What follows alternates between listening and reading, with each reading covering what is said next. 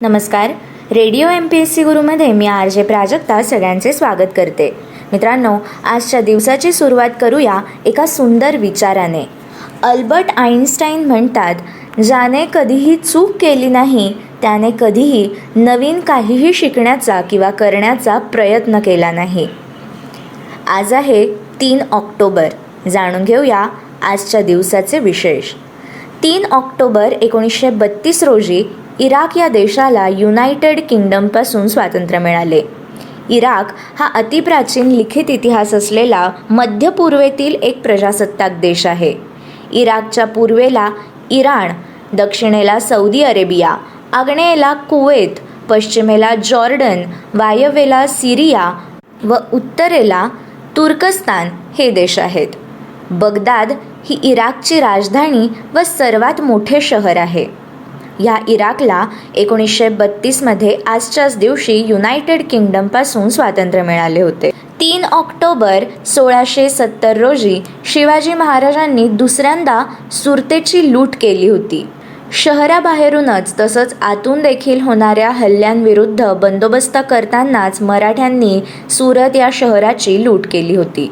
मोगल ठाणेदार व महसूल दप्तरांचे खजिने पुरते रिकामे केले गेले होते.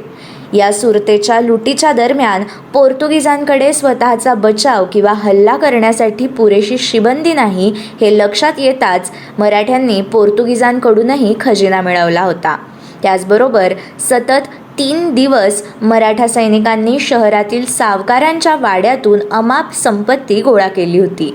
या सावकारांमध्ये वीरजी वोरा, हाजी झईद, हाजी कासम यासारख्या मातब्बर व्यापाऱ्यांचा समावेश होता. मराठ्यांनी मोहनदास पारेख या ईस्ट इंडिया कंपनीच्या हस्तकाच्या वाड्यास हात लावला नव्हता, कारण पारेख हा दानधर्म करणारा होता, तसंच एतद्देशीयांना मदत करणारा होता. त्यामुळे तो मृत झालेला असला तरी त्याची संपत्ती या सुरतीच्या लुटीत लुटली गेली नव्हती. इतर धर्मीय मिशनऱ्यांच्या मालमत्तेला सुद्धा मराठ्यांनी अपाय केला नव्हता. शिवाजी महाराजांनी स्वराज्याच्या उभारणीकरिता या सुरतेची लूट केली होती.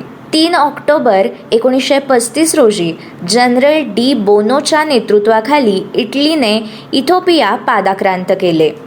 तसेच 3 ऑक्टोबरला 1990 साली पूर्व जर्मनी व पश्चिम जर्मनीचे एकत्रीकरण झाले होते. 3 ऑक्टोबर 1949 रोजी चित्रपट दिग्दर्शक JP दत्ता यांचा जन्म झाला होता.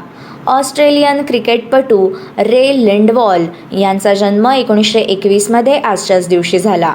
तसेच नोबेल पारितोषिक विजेते अमेरिकन अर्थतज्ज्ञ जेम्स बुकनॅनन यांचा जन्म देखील 1919मध्ये आजच्याच दिवशी झाला.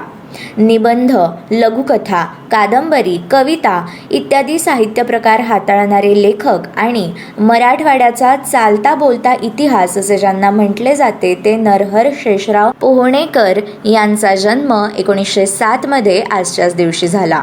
हैदराबाद संस्थानातील स्वातंत्र्य चळवळीचे नेते, समाजसुधारक आणि शिक्षणतज्ज्ञ स्वामी रामानंद तीर्थ यांचा जन्म 1903मध्ये 3 ऑक्टोबर या दिवशी झाला.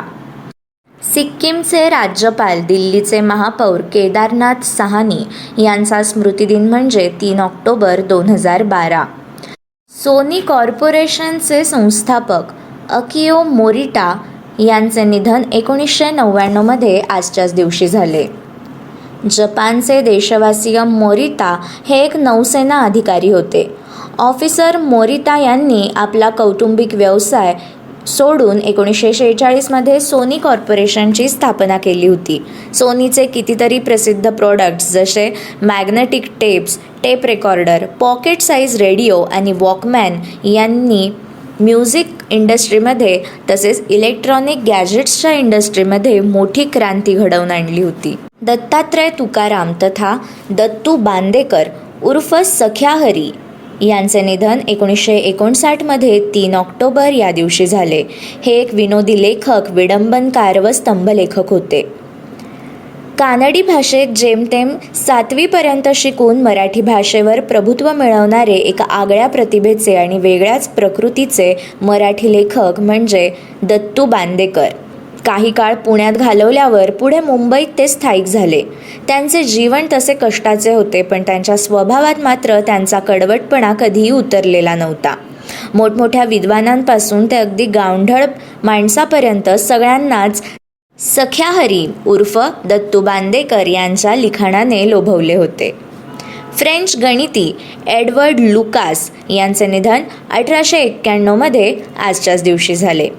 शिवणयंत्राचा संशोधक एलियास होवे याचा स्मृतिदिन म्हणजे 3 ऑक्टोबर 1867. मित्रांनो, हे होते आजच्या दिवसाचे दिनविशेष. अशाच रोजच्या माहितीपूर्ण दिनविशेषांसाठी stay tune to radio MPSC Guru. या कार्यक्रमाच्या फीडबॅकसाठी तुम्ही आम्हाला व्हॉट्सॲपवर मेसेज करू शकता. त्यासाठी आमचा व्हॉट्सॲप नंबर आहे 8698869880 अर्थात 8698869880.